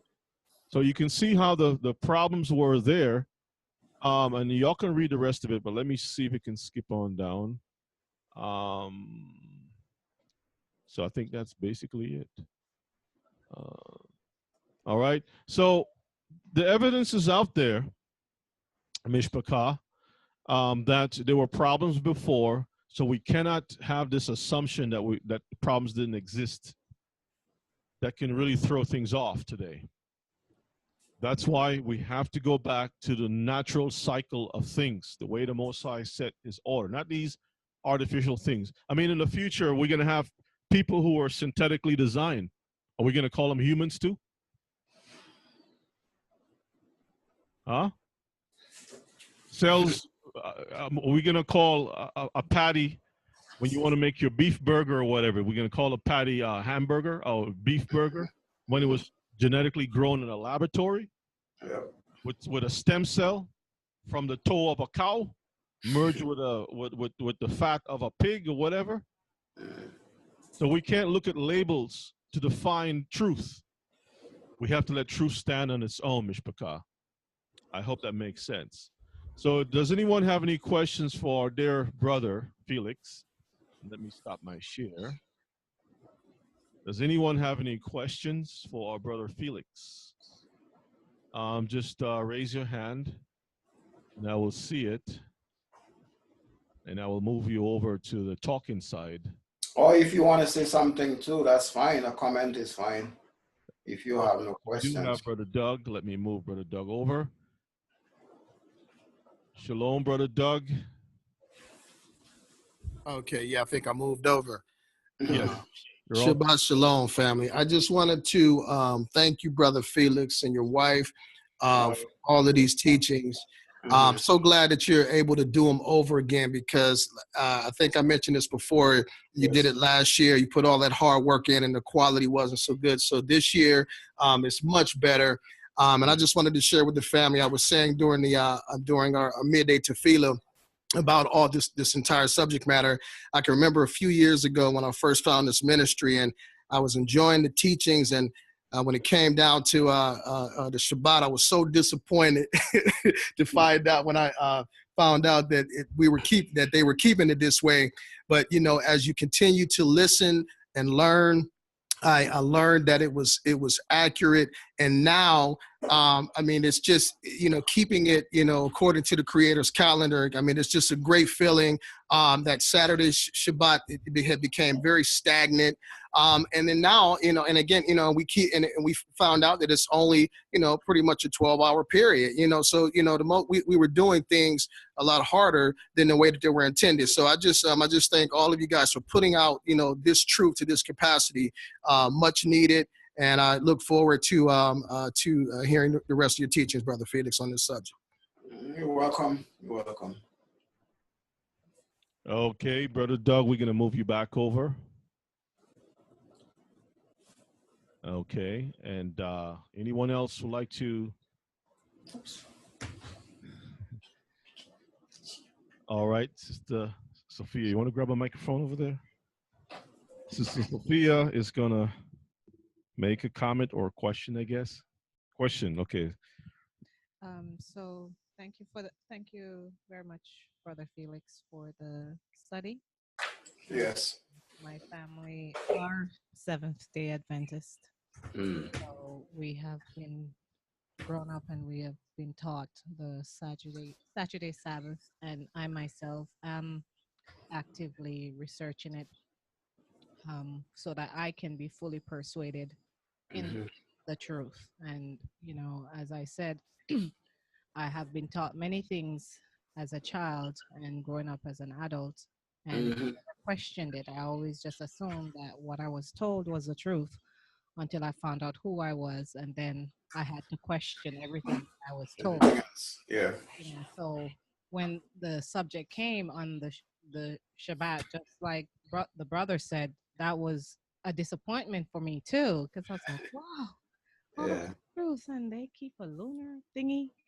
So, but I kept listening, and as I said, you know what? I have been fed thus far, and what I was fed, I found to be accurate. Praises to the Most High. So I was willing to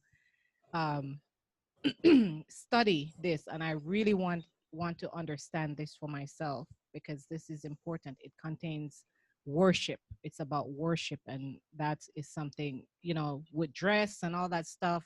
It's good, but this is worship, and so I want to really understand this for myself. So my question is, I was told that Constantine changed the Shabbat from Saturday to Sunday, right? And that the Jews were keeping Saturday before he changed it, because that's that is what I was taught.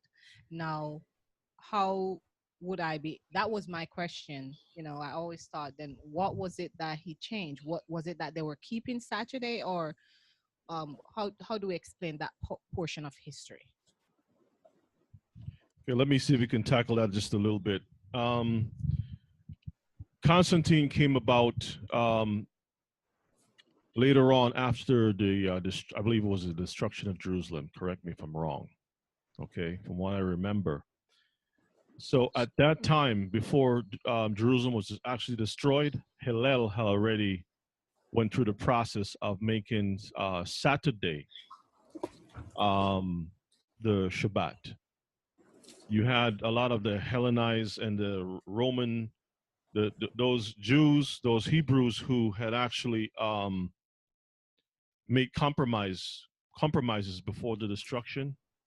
And then a lot of these things stayed from that point on. What you find is that you have to look at the point when the leaders of Jerusalem started to adjust or make a fixed calendar, because before then it wasn't fixed. They always had to go out and look. And if you know how the topography of Israel is, there's a lot of hills and mountains, so people could actually go on top and look for the moon, witness it, and light a fire, and signal another person, another place, and that message will go all the way to Jerusalem. And then you had the council of priests who would certify from different regions that it was so, and then they will make that declaration that this is the first month, and so. But what happened is, when the Romans, in order to stave the Romans from totally destroying, they made a lot of compromises. Even with the and I don't want to be too long-winded, and I hope that already answers your question. But even with the priests themselves taking their role, their positions, like the high priest, instead of being there for a certain amount of time, according to the scriptures, they were changing frequently, almost like a political post.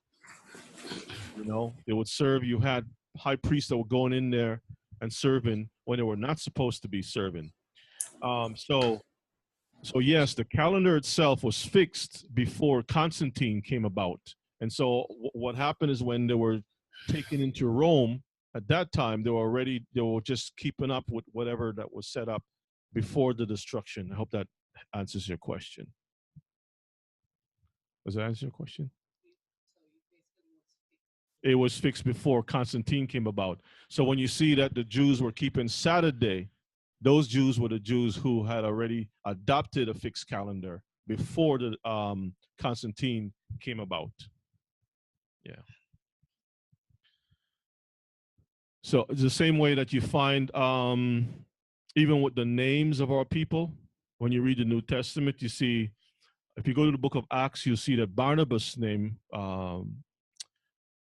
his name was Joseph first, and it was changed to Barnabas. You find a lot of names that were changed later on to these Roman and Greek names, especially when you read the Apocrypha. You can see the names were changed to Jason and whatnot. So when you read the Bible, you're thinking these were Greek people, but these were Hellenized Jews, Israelites, who had names just like you and I today. We all have these Hellenized, these European names and whatnot. Yeah, and people think that we are Americans or whatever the case may be, but no, we are Hebrews. We're just looking at things from the change perspective and not who we are as a people.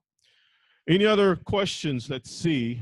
Brother Felix, was there something you wanted to say in addition to what I mentioned? No, you covered it very well. And like I mentioned earlier, I see on TV, there's a lot of people coming in, different priests, along with I have only seen with the Adventist church, I haven't seen anybody else, where they come in and say, yes, we have changed the Sabbath, the Jewish Sabbath, from Saturday to Sunday. But again, when we look at the lifestyle of these people, they are not religious people that they would keep something sacred for you. Right. As a matter of fact, they fought against the Jews. They didn't like them. And they said, we will not keep their ways. We will not do anything that looks like Jewish. So that is why we don't have Passover among the Christians. They have Lord's Supper or some other something, because they don't want to look Jewish. So why would they keep any Sabbath? Absolutely. As a matter of fact, on our website, let me see if we can pull it up real quick. I do have the Constantine's Creed that you all can look at. Let me see. I'll show you all in a second. Oh, that's not what I want. We do have the Constantine's, here it is. And let me share my screen so y'all can see it. It's over here. Just give me 1 second, Mishpachah. So again, if you go to our website, you can be able to see the Constantine's Creed, both in the English. It says, I renounce all customs, rites, legalisms, unleavened bread, sacrifices of lambs of the Hebrews, in all of the feasts of the Hebrews, sacrifices, prayers, aspirations, purifications, sanctifications, appropriations, fasts, new moons, Shabbats, superstitions, hymns, chants, observance of synagogues, and of the food and drink of the Hebrews. In one word, I renounce everything Jewish, legal customs, rights, above all, he who is expected by all the Jews in the shape and dress of Christ. I renounce Antichrist and join myself to the true Christ of God. And I believe in the Father, Son, and Holy Spirit, and the Holy, and it goes on, Trinity and whatnot. And it says, and then you pronounce the leprosy of Gehazi upon yourself, and you also put a curse, okay, upon yourself, okay. But then you say in opposition, you say, well, I accept the customs and so forth of the Romans, sacrifices, prayers, and so forth of the high priest of Rome. Now, if you go down below, you can see the whole thing in the actual Latin. What we just read before, here it is in Latin. So if you're good in Latin, you can give it a shot. You can grab the mic. Yeah. I just noticed that their new moon is Sunday, so they're always starting their week. The week with Sunday.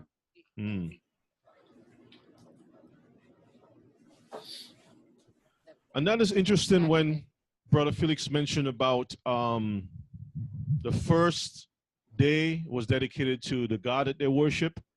What do we call the first new moon day?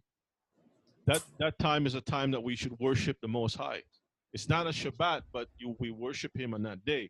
So we see how there's a counterfeit to everything that we're doing. Okay, so there it is in Latin, all of it. Cantibus, cantisius, and whatever it is. All right, Mishpachah. Close this out. Stop this. Looks like screen got kind of messed up there. All right, family. Any other comments or questions? Let's see if there's any hands raised. If there's any comments or questions, you could raise your hand. Yes, and we're going to continue next week, if life's spare, from where we stopped. And there's 2 more presentations concerning that, and we're going to try to cover as much as we can so that you have a good idea as to the history of those calendars. All right, that sounds great. Okay, we have one. We have Sister Givens. Let me move you over to the other side. Okay. Sister Givens, let's unmute you. What's on your mind, sis? I was just thinking about what you were just reading, that was that the Constantine Creed? Uh-huh. And it seems to me that in one breath, he was saying he rejected everything that was Jewish of the Jews, but by the same token, it seems as though they were trying to take ideals that came from the Hebrews and come up with their own way of claiming it as theirs by superimposing whatever it is their beliefs were on top of whatever the Jews were doing. But by the same token, they were saying that they reject the Jews' practices and worship and all the different things that made up the customs and the rituals and what have you of the so-called Jews or Israelites. Looked like they were rejecting it with one hand, but by the same token, they want to use it. That's right. That is correct. They had the counterfeits. They reject the Jews, but they would bring the counterfeits. No Passover, but we have Lord's Supper. That's a lot of nerve. Well, the nerve will be dealt with. Remember Revelations chapter 19. The Bible says that he will be coming on a white horse.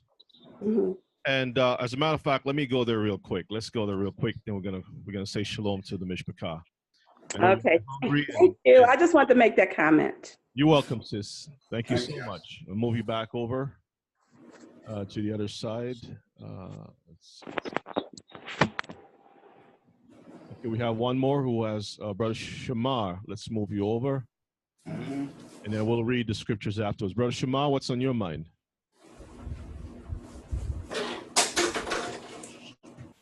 Shabbat Shalom. Shabbat Shalom. You may want to speak up just a little bit. Get a little closer. Can you hear me now? Very clear. Go ahead, brother. Oh, okay. Yeah, I just wanted to say that with everything that the Most High does, remember that the enemy wants to be God himself. So he's going to make a counterfeit of it all. If you look at the churches today, in a sense, they try their best to counterfeit what the temple back in the day would look like. On the holy days, you have holidays. So most of the stuff that we see today is actually a counterfeit of the truth. Exactly. But if you look at it very carefully, that is the actual lie that most people won't see, because they teach it to us like as if it's truth and as a custom. It's kind of like that sodomite movement they're doing with the little children. You teach them to believe that there's something that they're not, and by the time they reach the age of understanding, it's already embedded in them. That's exactly what churches do today, from back in the day, even up to today. And Esau is famous for taking part of what we have established as truth and then mixing a little bit of Jim Jones Kool-Aid with it and then giving it back to us as fruit punch. You know, but that's exactly what they've been doing. That's exactly what they always do in order to keep us, you know, separated from the Most High. It's kind of like, I'm going to put a little poison in the water and then I'm going to give it back to you purified. And then when you drink it, it tastes better. But the truth is, it actually tastes worse. It's actually not good for you. So I just wanted to share that. Thanks, brother. Thank you so much. Oh, by the way, excellent class. You're welcome. All praises to our King. So I'll move you back over. Let's see. All right, Mishpachah. Now, in the book of Revelations, chapter 19, verses 11, it speaks about the Messiah returning back on a white horse. Yeah. And it mentions when you go over to verses 13, it says that his clothing is dipped in blood. His vesture is dipped in blood. And he's coming to fight against, verses 15, and out of his mouth goeth a sharp sword with which he shall smite the nations, and he shall rule them with a rod of iron. Now, when we go back to the prophets to look at the reasons why his clothes is dipped in blood, you'll find that the first peoples that he goes to is Edom. In Isaiah chapter 63, verses 1 to 4, there's a question that has been asked. Why is this? Let's go there real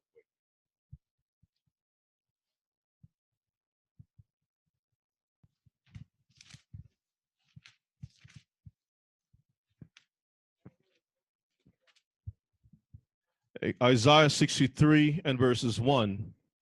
Can you read for me real quick? 63 and verses 1. So y'all can turn the Bibles. I'm not going to pull it up on the screen because we're going to shut it down in a moment. Everyone can just turn real quick to Isaiah 63, and we're going to read verses 1. We're going to skip down just a little bit. So read verses 1. It's a question that has been asked, okay? So when you connect the dots from Revelations 19, where he's coming and his clothes is dipped in blood, Isaiah gives you the connection piece to let us know why he's going to wage war, because as a sister saying, you know, these people are very bold in what they're doing, but he's going to come back and he's going to beat all those bold ones over the head. Okay, he's going to deal with those people who has messed this whole earth up. So let's read. Go ahead and read son? Who is this that cometh from Edom with dyed garments from Bozrah? This that is glorious in his apparel, traveling in the greatness of his strength. So when you read Revelations, it sees that he's traveling with strength, right? Go ahead and verses, read, continue on. I that speak in righteousness, mighty to save. Wherefore art thou red in thine apparel, and thy garments like him that treadeth in the wine So fat? now they're asking another question. Why are your clothes red, as if you were working in crushing grapes? Right? Read. I have trodden the winepress alone. This is the answer. He says, I have done this alone. Read. And of the people there was none with me. For I will tread them in mine anger, and trample them in my fury. No, with joy to the world. And will trample them in my fury. And their blood shall be sprinkled upon my garments. That answers Revelations 19. Read. And I will stain all my raiment. For the day of vengeance is in mine heart.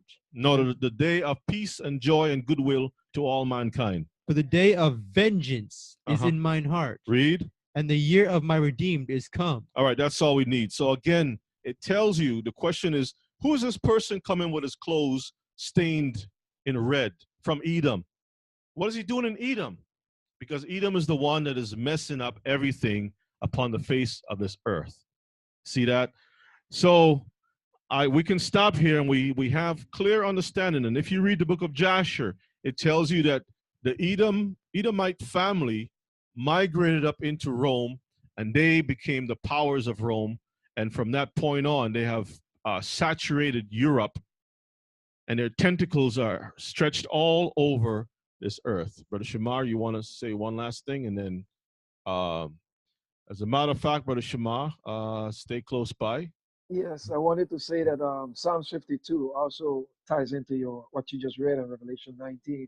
Because if you read Psalm 52, you'll see exactly who Edom is when David was speaking about Doeg. Basically, the Edomite that came and told Saul and said to him that David has come to the house of Ahimelech. And remember, he also killed that priest and ended up killing that priest too. So you'll know exactly who we're speaking about when Mosai said that he's going to destroy Edom completely. Absolutely. All right, brother. Thank you for sharing that. All right. So let us close out. I hope everyone has enjoyed today's class. Brother Felix, excellent job, as was stated before. And I pray that the Most High continue to use you to bring understanding to our people. And, you know, even with a little bit of sarcasm is to help to uplift, and bring some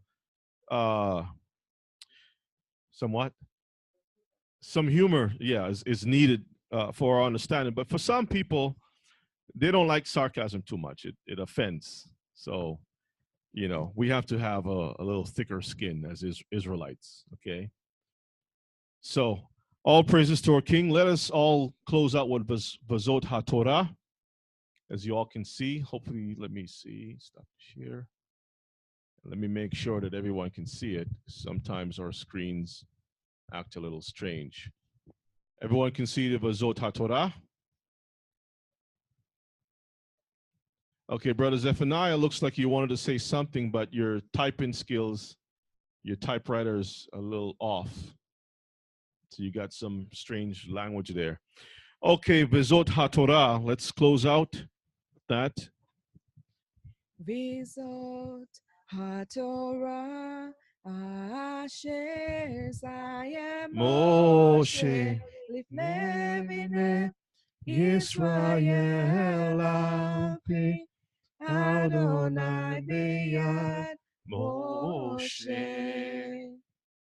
This is the Torah that Moses placed before the children of Israel at the command of Yahuwah through Moses' hand. We're going to sing the Eitz Kaim He. Eitz Kaim He Lama Kazinkim Ba Veto Mekeha Veosha Tevakeha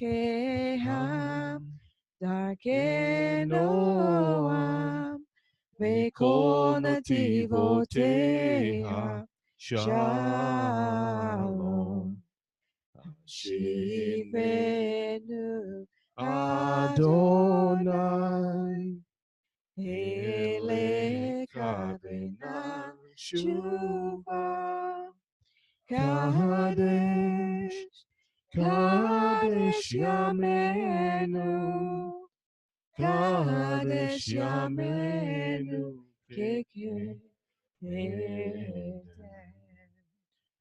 It is a tree of life to those who took hold of it, and those who support it are praiseworthy. Its ways are the ways of pleasantness, and all its paths are peace. Bring us back, Yahuwah, to you, and we shall come, renew our days as of old. Let's have a word of prayer, and we'll close out, and then I'll sing the Aaronic blessing in our King's name. Abba, we are grateful to you for your love and your mercy, which truly endures forever. Thanking you for this opportunity that we've had today, and we ask that it continues to burn bright in our hearts, this opportunity of learning your Torah and to return back to the ways of our forefathers. Abba, I pray that you'll also bless the offerings and everything that has been brought forth by every heart, free will offerings accordingly, that you bless it, that you also bless the house of Israel. As you have set a system in place for our people, help us to learn and to understand the ways of our forefathers and to return back to the Torah. Bless Brother Felix and his family. Bless each of our families far and near, those in the chat room, those across the earth, those of Israel watching this later on YouTube or other formats. I pray that you bless them likewise and keep them. Help us to never forget Jerusalem. Help us to always pray that you will restore Jerusalem and bring us back to our places. Abba, we love you. We thank you. May your name be praised forever. We also thank you for the special visitation by our sister from Alaska. Bless her and keep her and her family likewise. May your name be praised forever, our King. In Yeshua's name we pray. Amen. Hallelujah. Yivarech Adonai v'yishmerecha. Yahari Adonai panav alaka v'ikunecha. Yisa Adonai panav elecha v'yasem lecha shalom. Yahuwah bless you and keep you. Yahuwah make his face to shine upon you and be gracious unto you. Yahuwah lift up his countenance upon you and give you peace. Shabbat shalom, family. Shabbat shalom. May the Most High bless and keep you all in Yeshua's precious name. Shabbat shalom. Shabbat shalom.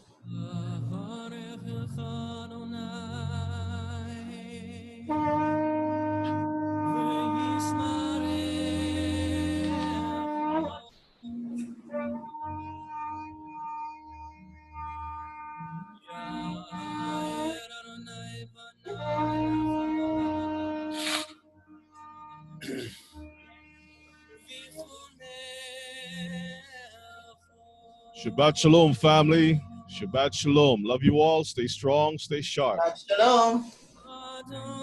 Shabbat shalom. Shabbat shalom.